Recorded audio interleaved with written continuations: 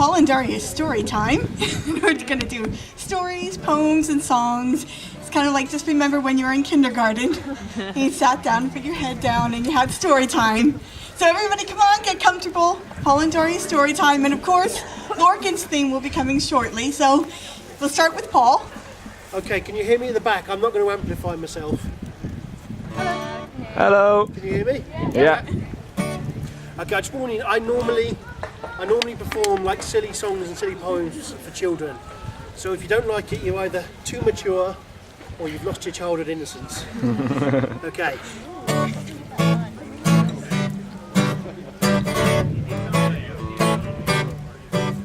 When people call me strange, I would ask them why. We do have a reason. What be their reply? In some ways you're a normal child. You like your fun and games. But the reason you are weird is that you give your coat hangers names. Yes, I give my coat hangers names. I give my coat hangers names. It's a lot of fun. Not one of them's left out. Not a single one. I have many coat hangers, but not so many clothes. So the ones that are not being used, well, I give names to those. It will give them purpose when they're not being used. I can also talk to them on their own without the others getting confused. Yes, I give my coat hangers names. Yes, I give my coat hangers names. I give my coat hangers names. So they're not all the same. And if the clothes are on the floor, I know which one's to blame. I have one called Richard. I have one called John. A female one called Sheila. But she's the only one. Yes, I give my coat hangers names. Everyone, yes, I give my coat hangers names. Yes, I give my coat hangers names. Yes, I give my coat hangers names.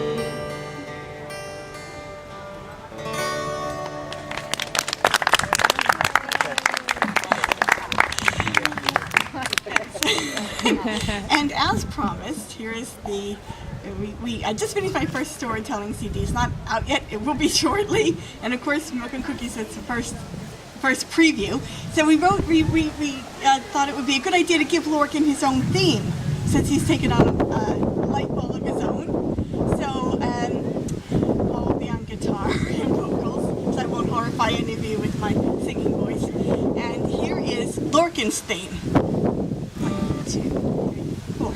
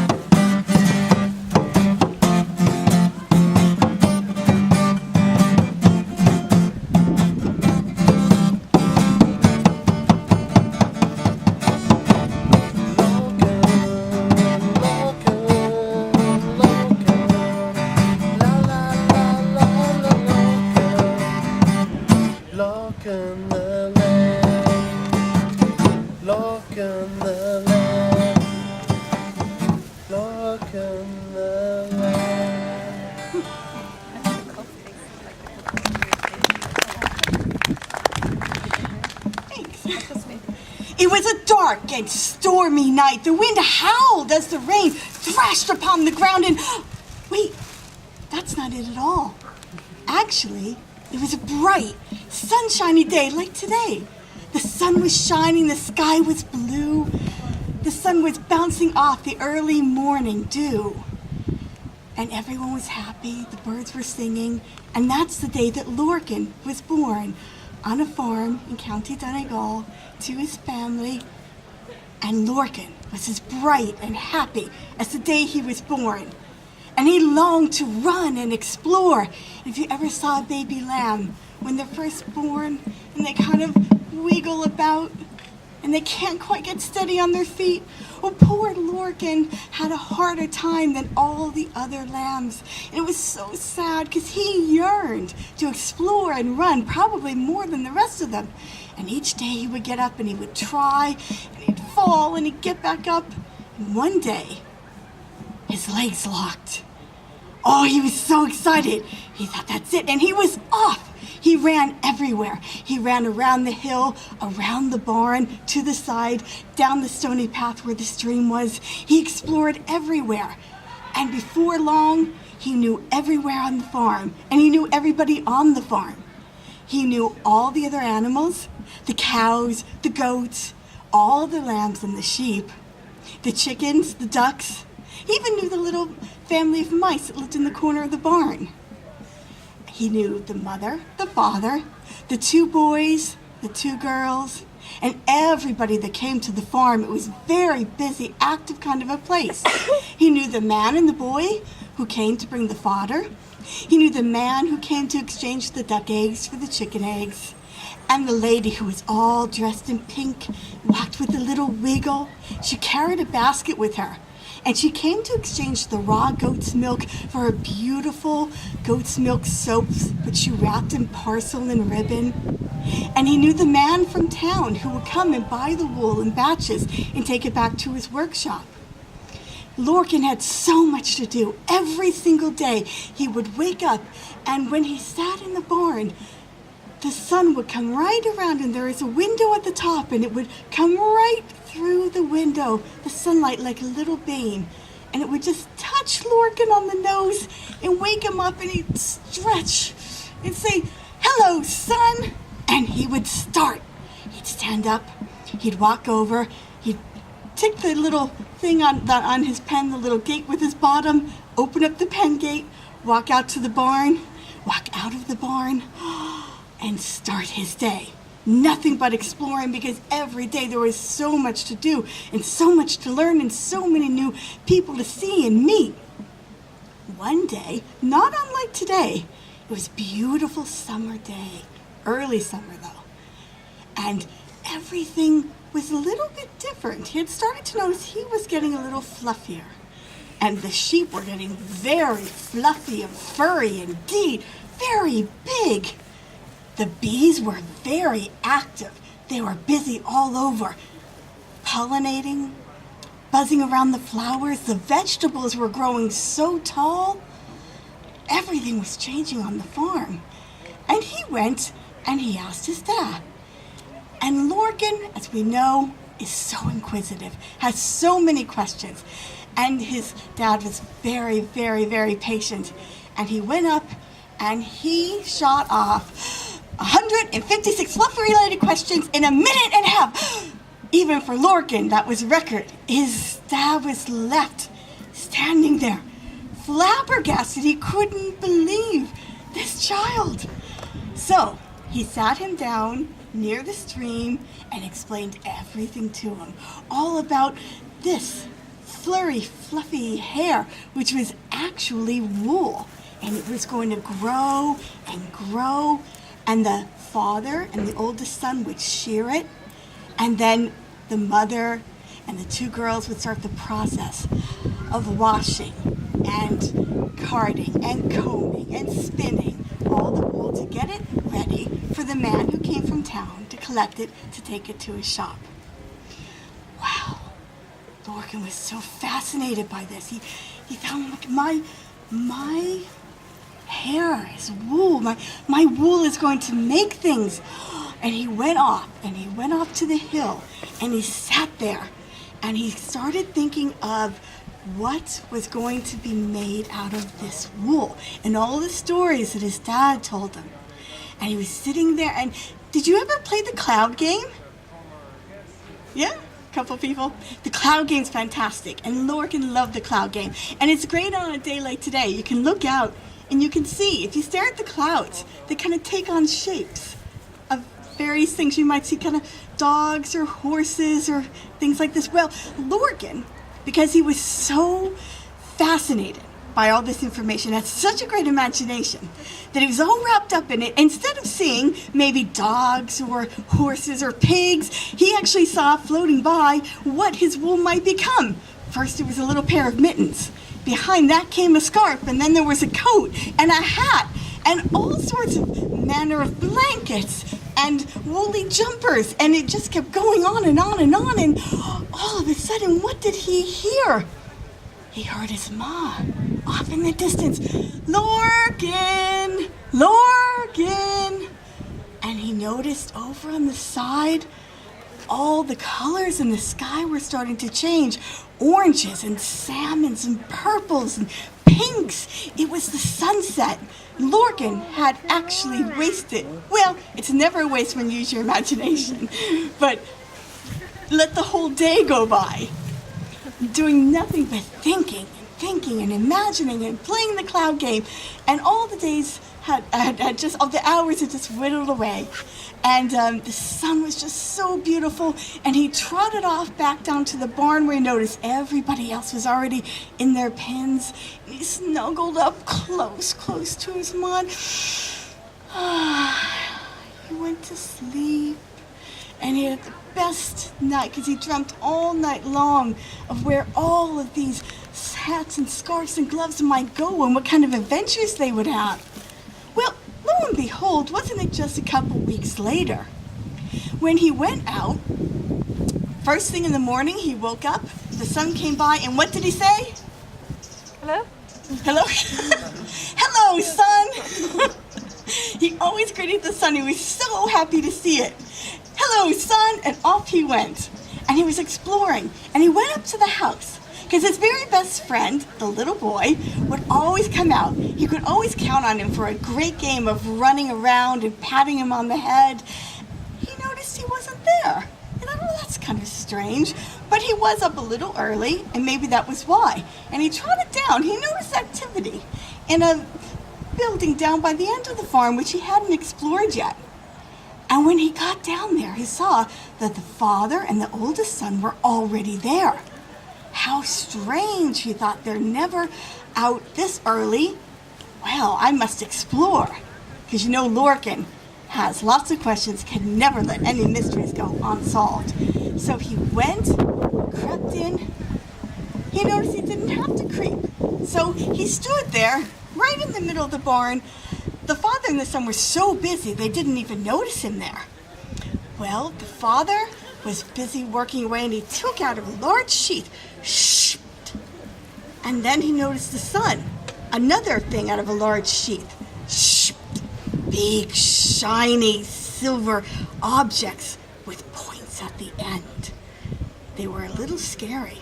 Well, next thing you know, they're sharpening them. Shh! Shh! Shh! I don't have to tell you that Lorcan got a little nervous.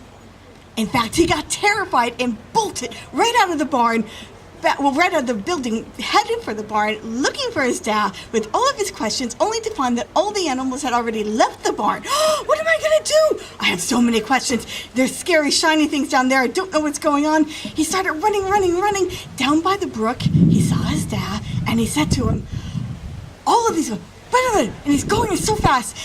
Calm down, Lorcan, what is it? And he shot up. Once again, 156 related questions, plus 20 more in under a minute.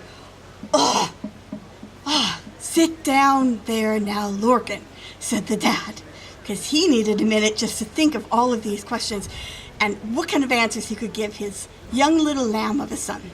He sat him down. He answered each question, plus all the 26 extra questions resulted from the original set of answers. Now, when all of that was done, he explained that today was shearing day, and all the lambs were going to get their wool sheared, and the wool was going to then start the process of being made into all of these fabulous things. I want to be part of that. I want to have my wool sheared. And Lorcan's dad said, I don't think so. I think you might be a little too young yet. I'm not too young. Well, just in the middle of this conversation, we hear, arf! Arf, arf, arf, arf, arf. Well, that was Herbert, the sheepdog, who had come down to get Lorcan's dad and bring him back up to the shed to be sheared. Herbert is not a particularly friendly guy, shall we say. He's a bit abrupt.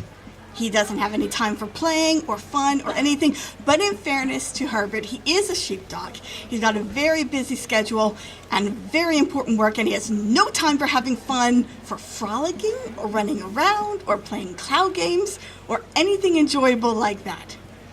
So it's all about the business. So Herbert, arf, arf, arf, arf, arf. Now we have to get you back up there. So off Herbert and his dad and Lorcan went to the shed. Now, Lorcan promised to be good and to only ask the important questions and not get in the way. Well, long story short, Lorcan was turned down by the dad for sharing because he was too small, and turned down by the son as well for also being too small. So poor Lorcan, he went out of the barn completely dejected, with his little head hanging down like this, trotting along. And who does he see when he gets to the top outside of the house? It's the little boy who is sitting like at the corner by the kitchen with a stick drawing sheep in the dirt. It was so pitiful. But here was Lorcan and the little boy, and they were the only two that weren't allowed to participate because they were just too little. So I wonder what would ever happen. Will they get to participate? Will they have their wool sheared? We'll just have to wait and find out. But first, we're going to have some songs and some poems from Paul.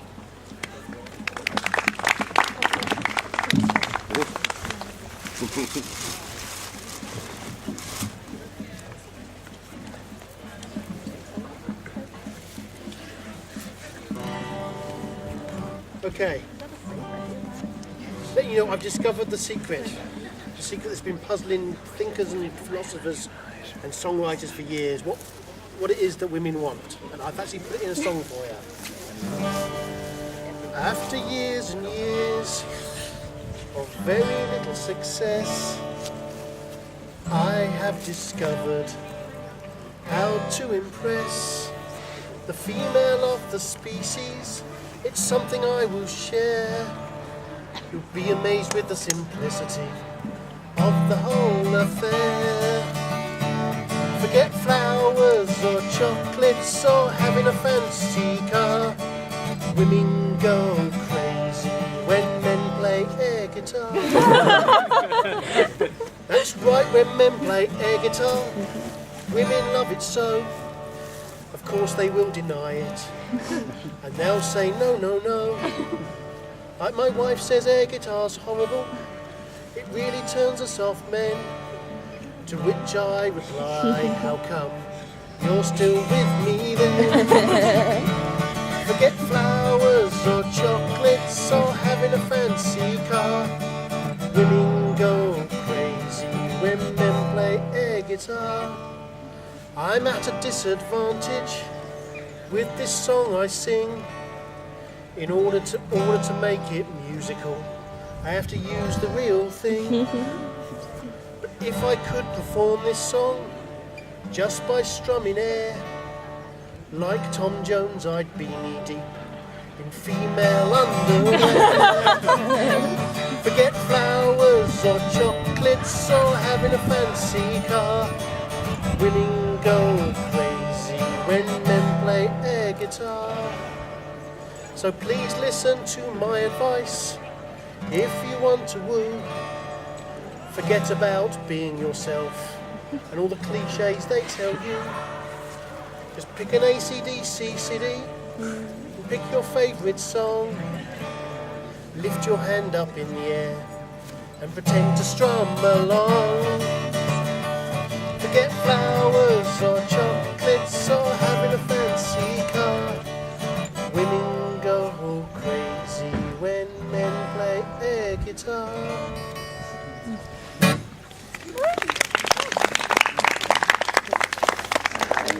Now I've got a collection at the moment out of poetry for, it's mainly for young children. It's nonsense verse. It's called A Poet's Nonsensical Journey Through England, Scotland and Wales. And I'm just going to read you a couple of poems from it. This first one's called All Dogs Come from Wolverhampton. All dogs come from Wolverhampton. I've heard that this is true. I've been told they enter this world from the sports ground, Molyneux. I presume that they are created there in some kind of dog factory and kept there till an owner's found, so they have a family. I hear you say that's ridiculous, that just cannot be so. What on earth makes you think that? I'll tell you how I know. I've heard that dogs come from wolves, and Molyneux is where wolves play. So that is proof that I am right. Dogs are created this way. Okay, I've got one. I'm going to read another poem, and then I'll do one more song, and then we'll do another story, yeah? Okay, this next poem is called The Idea Shop. Where do I get my ideas? Where do they originate? This is a question I am asked at the most alarming rate. Well, I am prepared to tell you with much authority. There's a shop that sells ideas in Exhall near Coventry. It's where I get them all from, and the cost it does depend on how good the idea is and how much I've got to spend. I bought an idea today and I believe it is a winner. I'm going to get right onto it as soon as I've had dinner. It really is original, I think it's safe to be said. It's about a young boy with a scar on his forehead. His parents are deceased and he lives with his mean and nasty aunt, uncle and cousin who are cruel to him constantly. So life is pretty miserable, but on his 11th birthday he discovers he's a wizard when a giant comes his way and tells him about a wizard school where he has been enrolled since the day of his birth, and he's never been told about an evil wizard. Well, I won't reveal it all, but I believe this thought idea will be really special. I don't believe that anyone has bought this previously, so I'm going to get right onto it. It'll be a bestseller for me.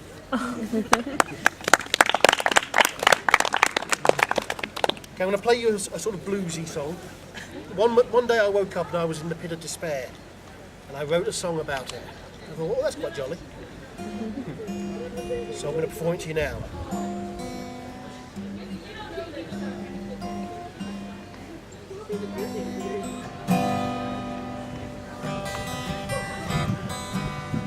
I looked at my watch and said, oh, tell me this isn't true. Today's the 28th, my library book's overdue. It already cost me 5 cents, this will accumulate. I need to return it, it simply cannot wait. Oh, life is hard when you have a library card. You need to pay your dues when you've got the library card blues.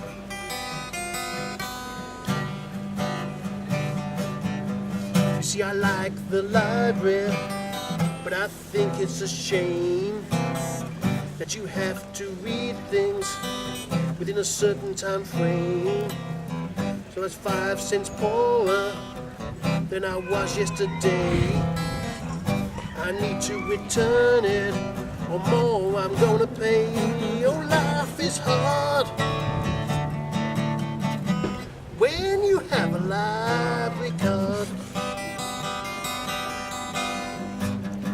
You need to pay your dues when you've got the library card blues.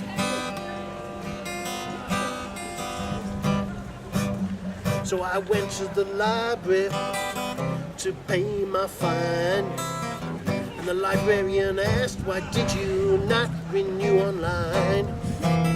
I said I was unaware of this service, but you can bet I'll be using it in the future as long as I don't forget. I appreciate had before the library's due date. I can renew and avoid the library got blue.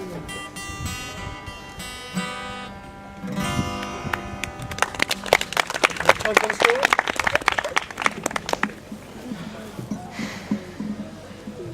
Okay, so we left Lorcan and his friend, the little boy, being pitiful the side of the house there. Now, you can imagine, as oftentimes friends do, they devised a fantastic plan, spectacular and inventive, so they too could take part in Shearing Day. The little boy crept quietly into the kitchen. He got a giant bucket and he filled it with a box of his mom's washing powder, the big dog's comb, and a few other little bits. And he took Lorcan and off they went down to the stream. Well, let's see now. First, Lorcan, we have to get you wet. So first he was sprinkling him, and that wasn't working at all. So then he filled the bucket with water, and he poured it over.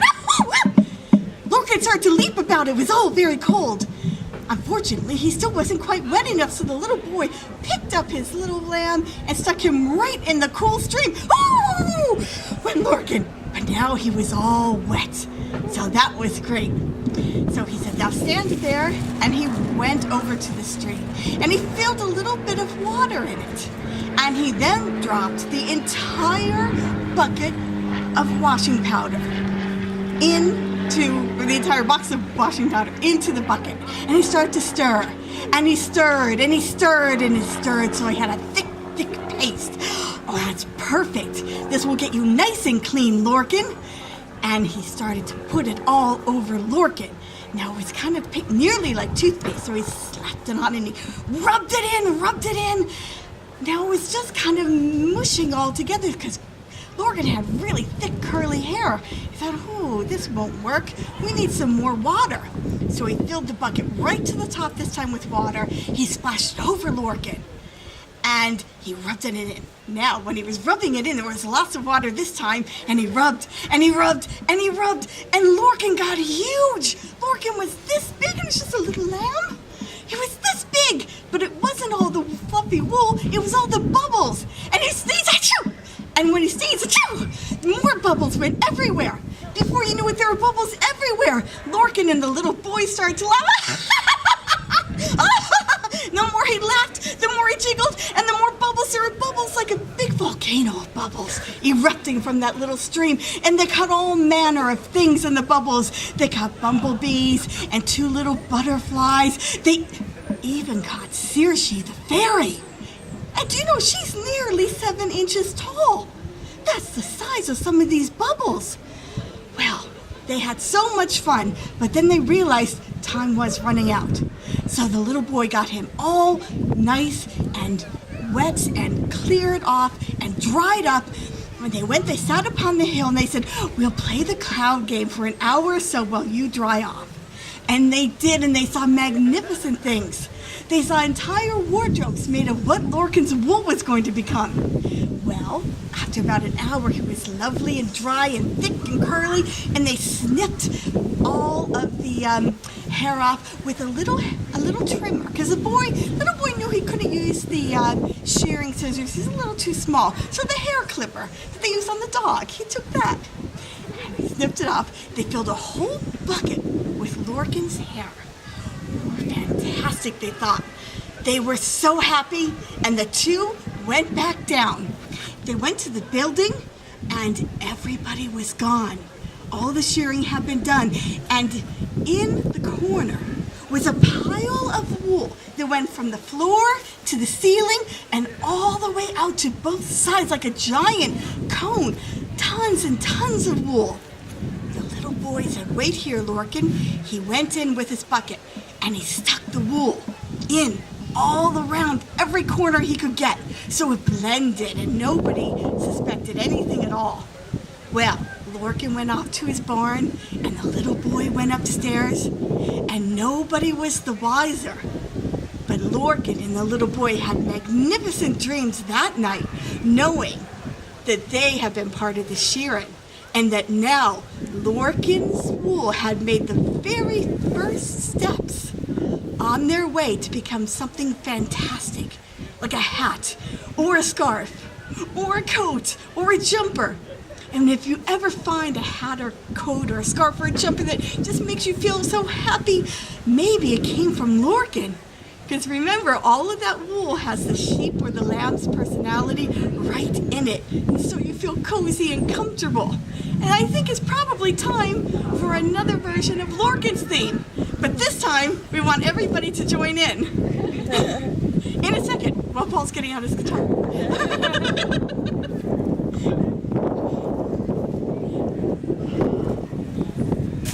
Okay, one more time with all of you guys. So, 1, 2, 3, 4.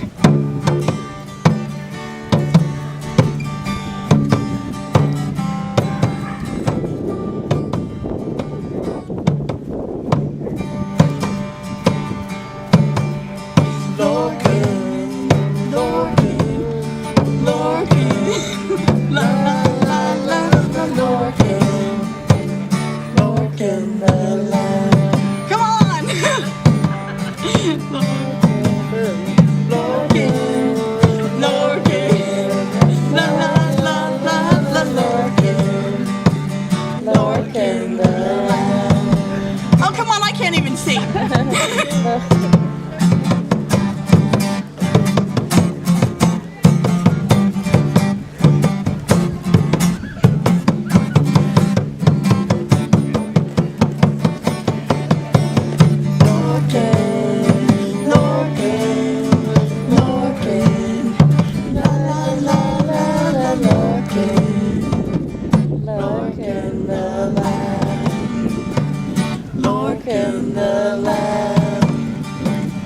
Lorcan the lamb.